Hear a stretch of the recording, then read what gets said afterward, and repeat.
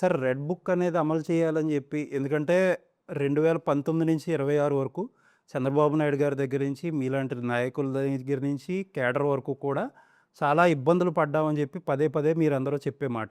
Red book అమలు చేయాలి అనేది ఏదన్నా డిమాండ్ చేయగల నాయకుడు ఎవరన్నా ఉంటే చింతమనేని గారే. ఎందుకంటే ఎవరో పడినంత బాధ ఈవెన్ చంద్రబాబు నాయుడు గారి కంటే కూడా ఎక్కువ రోజులు జైలు జీవితం గడపాల్సొచ్చింది. ఈ పీటీ వారెంట్లు ఇవి ఎంతో రకంగా మిమ్మల్ని ఆర్థికంగాని, రాజకీయంగా కూడా దెబ్బ కొట్టాలని చూశారు. ఈ రెడ్ బుక్ అనేది 2 సంవత్సరాలు అయిపోయింది. అమలు చేయడం అనే దాంట్లో మీరు సాటిస్ఫాక్టరీగా ఉన్నారా? ఇప్పుడు చట్టం ఉంటుంది. అది న్యాయానికి లోబడి ఉండాలి. ఏది ఏది పడితే అది మనము యాక్ట్ చేయలేం.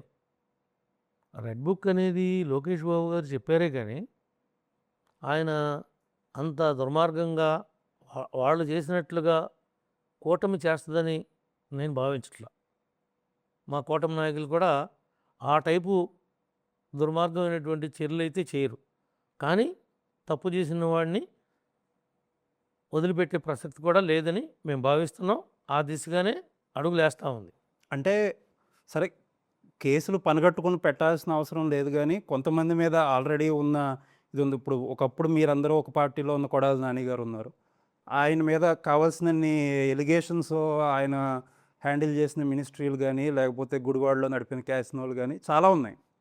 ఇప్పుడు చంద్రబాబు నాయుడు గారిని ఆయన అన్న మాటలు ఎవరు అనరు. ఇప్పుడు ఆయన కూడా ఇంకా బయటకే ఉన్నారు కదా! దానికి టైం వచ్చినప్పుడు వెళ్తారు ఎవరైనా. టైం వస్తే ఎవడైనా పోతాడు లోనికి. టైం రావాలి కదా!